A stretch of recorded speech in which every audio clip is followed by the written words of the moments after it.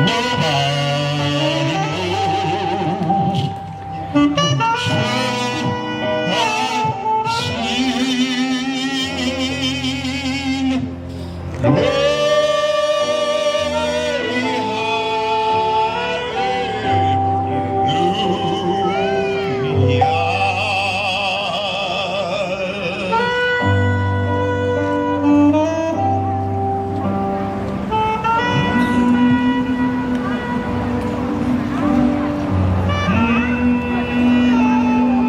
President Abraham Lincoln issued a preliminary Emancipation Proclamation on September the 22nd, 1862, that went into effect January 1st, 1863. As the nation neared completion of its second year of a bloody civil war, the proclamation declared that all persons held as slaves within the rebellious states are and henceforth shall be free. On June 19, 1865, more than 2 months after the Confederate General Robert E. Lee surrendered at Appomattox, Virginia, Union General Gordon Granger arrived in Galveston, Texas to inform the still enslaved peoples of their freedom, and the Civil War had ended on April the 9th, 1865. General Granger's General Order Number 3 informed the formerly enslaved peoples of Galveston of the Emancipation Proclamation, which had been issued more than 2.5 years earlier on January the 1st, 1863, by President Abraham Lincoln, and gave them direction on how he thought they should continue their lives.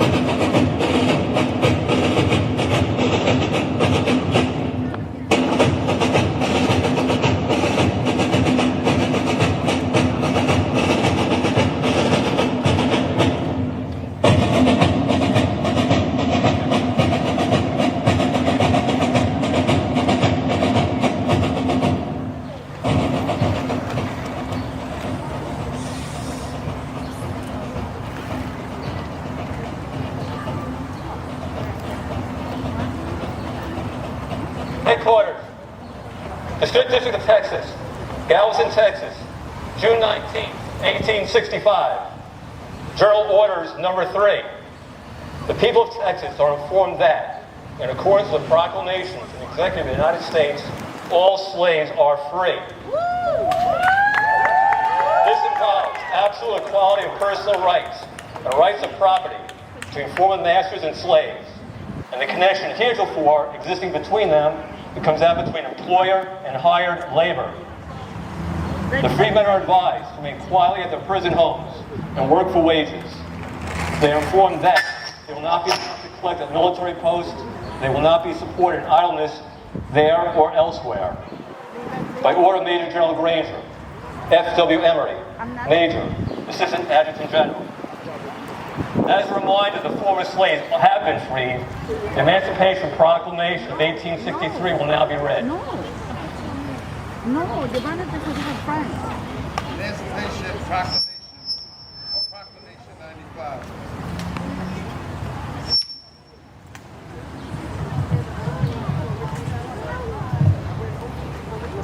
Emancipation Proclamation, or Proclamation 95. That on the first day of January, in the year of our Lord, 1863, all persons held as slaves within any state or designated part of a state, the people whereof shall then be in rebellion against the United States, shall be then, thenceforward, and forever free. And the executive government of the United States, including the military and naval authority thereof, will recognize and maintain the freedom of such persons, and will do no act or acts to oppress such persons, or any of them, in any efforts they may make for their actual freedom.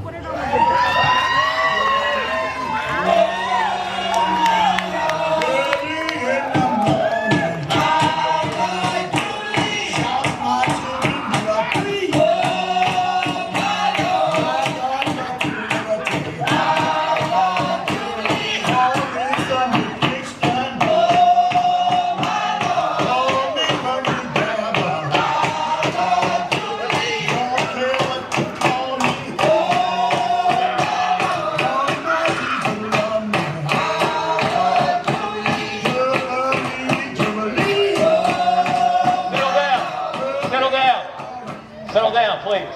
I must remind you, yes, you're free. The United States government will guarantee that. However, I must remind you, return to your homes and work for your wages. Work for your wages for yourselves and for your families. You are free.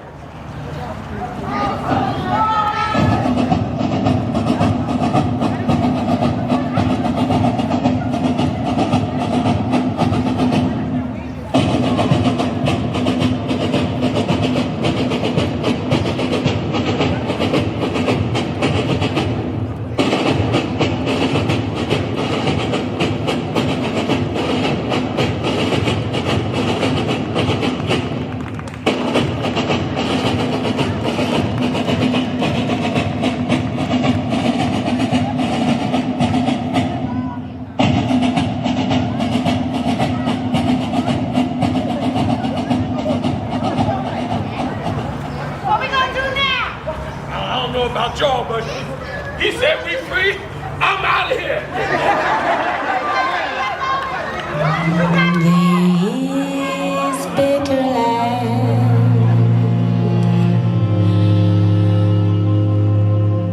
watered with my soul,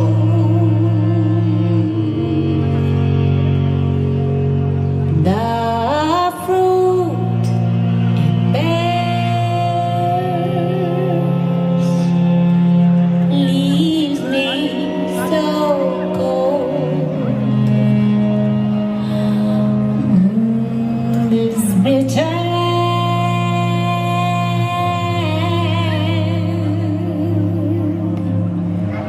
land does nothing for love. This bitter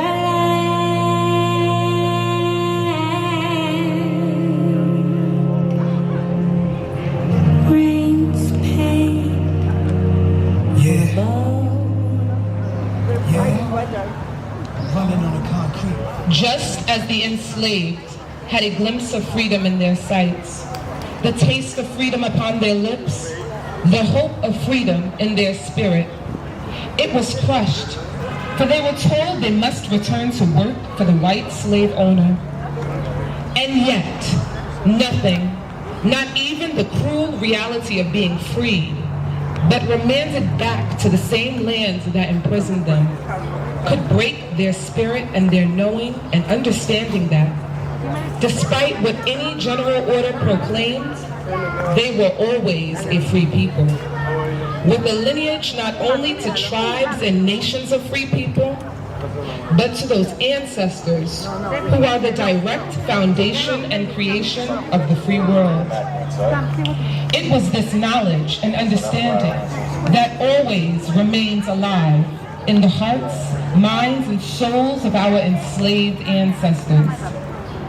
It was this knowledge and understanding that kept them powerful and strong, that made them persevere, endure, withstand, fight, resist, nation build, innovate, conquer, and create cultural pillars that are the very fiber of mainstream American culture. No system, slave owner, or governmental decree was ever able to extinguish their knowledge and understanding of their innate right to freedom or their fight for it. These ancestor warriors, in their inextinguishable quest for regaining what God created them to be, set the blueprint and provided the tools African Americans would need to help them press on and victory over Jim Crow, the black codes, segregation, the strategic infiltration of drugs and crimes into our communities, the redlining and gerrymandering that carved us to keep us politically disenfranchised, and the educational system set up to keep us disadvantaged. These ancestor warriors never wavered in knowing who they were. And today we honor them for their undying commitment to who we truly are. We thank them for setting the course and living the example of fortitude and self-determination African Americans need to fight against the continued oppression that, to this day, has never been able to douse our freedom flame. Today, as we celebrate Juneteenth, in a world that seeks out every opportunity to crush and diminish us, let us be sure and know that our freedom is real. All we have to do is believe it, stand tall in it, and keep moving like our ancestors. Once we do, any chain ever created to hold us down will fall broken and powerless at our feet.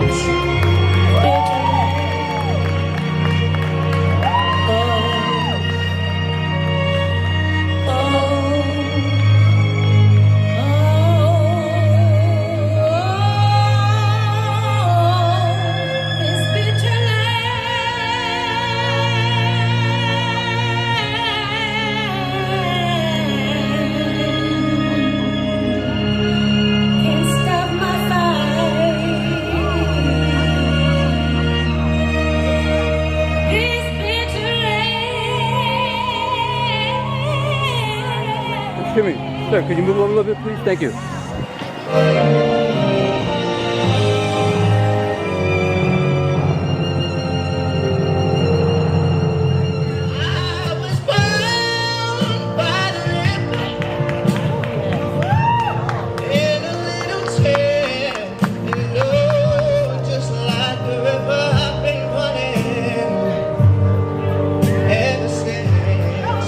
It's been a long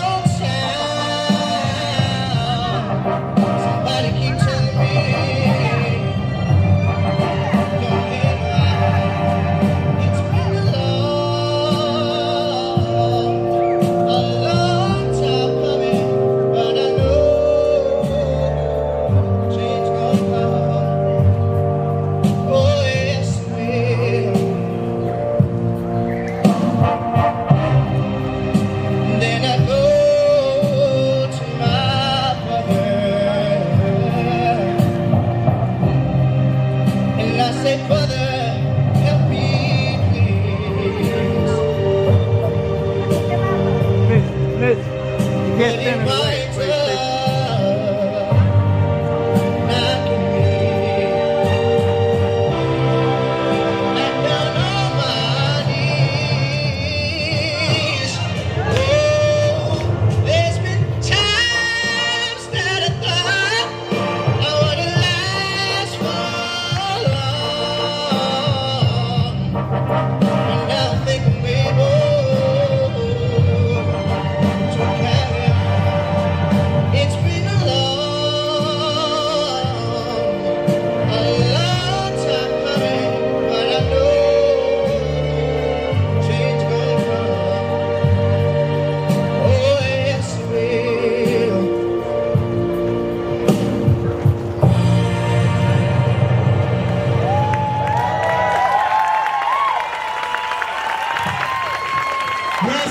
Yes.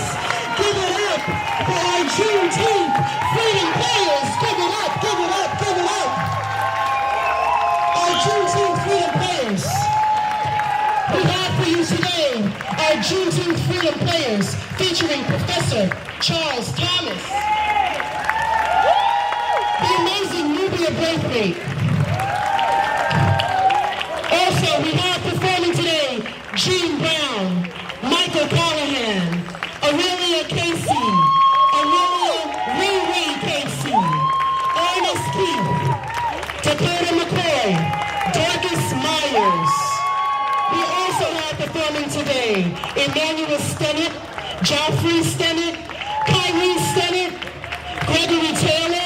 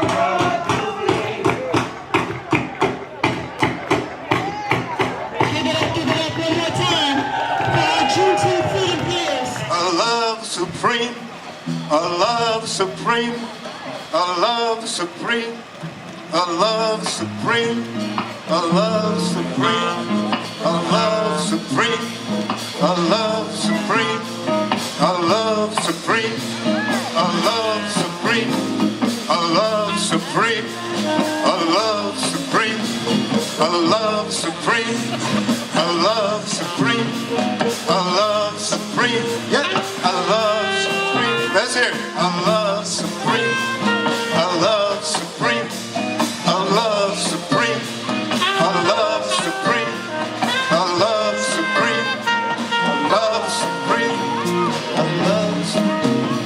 The new world African sun shines on what? A love supreme, a love supreme. The ages of its path is circles and enfolds us in golden rays of splendor. For we are his children born with love, what? A love supreme, a love supreme. Love seen between the royal family, Akhenaten, Nefertiti, sailing along the moonlight Nile. The love caressing all who know I love supreme. Hey, I love supreme. I love supreme. Love supreme.